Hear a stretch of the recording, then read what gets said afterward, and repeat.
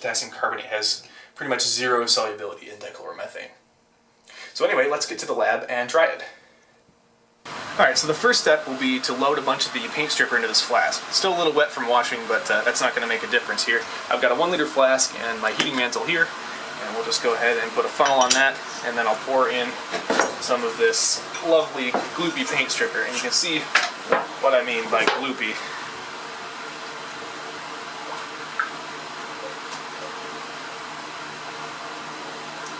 Alright, there we go. You can see the flask is about half full with dichloromethane containing goop, polymer, and crap. And I'll go ahead and set this up for simple distillation and we'll get that started. Alright, so I've set it for simple distillation. You can see I've got here my 1 liter heating mantle with a jack underneath it. I've got the flask with the paint stripper in it with a standard still head, all 2440, and this is a thermometer well. We're not actually going to take the temperature because it's not really going to tell us much. There's really no point. I have a 300 millimeter Liebig condenser ready to condense the dichloromethane and methanol vapors. The reason I chose 300 millimeters over my standard 200 is because dichloromethane and methanol both have fairly low boiling points, and the long condenser will help make sure the condensation process is efficient.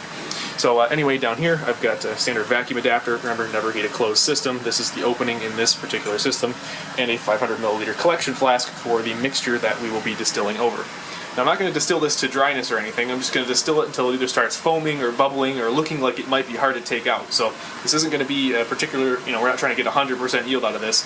We're just trying to get dichloromethane in a very easy way. So that said, let's turn the mantle on, get the heating going, and they should start boiling any minute. The paint stripper is now boiling, and the vapors are traveling through the head and into the condenser. You can see we're using pretty much all of the condenser. The vapor front doesn't really stop till about halfway down, and we are pulling off dichloromethane at a ridiculous pace right now. That's actually a little faster than I want, so I turned the heat down just slightly, but we'll be stripping this paint stripper in no time. And yeah, I don't think it'll be more than maybe 20 minutes for this one, but we'll see what happens near the end. And it looks like the distillation is wrapping up. That's getting awfully thick, and I think it's going to be a bit difficult to get out of the flask, so I'm going to go ahead and stop now. Besides, I think that judging by the change in consistency of the liquid condensing in the condenser, you can kind of tell, remember before it was sort of making beads, and now it's sort of a continuous sheet, that sort of indicates that that's probably methanol coming over rather than dichloromethane, just sort of a thing that experience tells you. Anyway, so we're mostly done, and you can see that the flask is pretty much full, about 3/4 full. It's about as full as you want to use these flasks anyway. So I'm going to go ahead and stop the distillation, turn off the heat and lower the mantle, and after this cools sufficiently to stop distilling product, we can go ahead with processing the mixture. The product of the distillation is approximately 400 milliliters of a very dense liquid, and this is characteristic of a lot of chlorinated solvents. They have very high density, so this feels much heavier than it would be if it was water, for instance. Of course, this is a mixture of dichloromethane and methanol, and we'll now proceed to wash the methanol out of it using this handy-dandy step funnel here. So what I'm going to do, essentially, is just pour the dichloromethane into the funnel using another funnel. And make sure the stopcock is closed, right? Amateur mistake, don't make that. Alright, now I'll add a little bit of water, and remember the water is going to act to absorb the methanol. So we'll get a good layer going on there.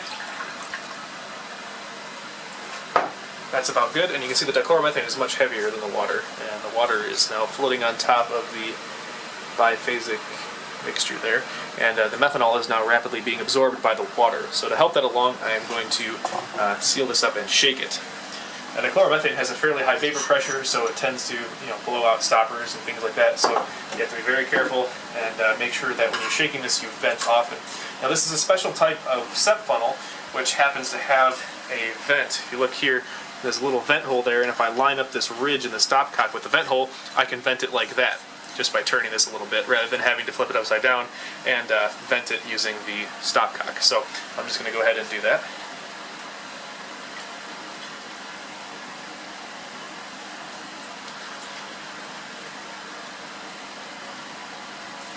I can feel the pressure building up.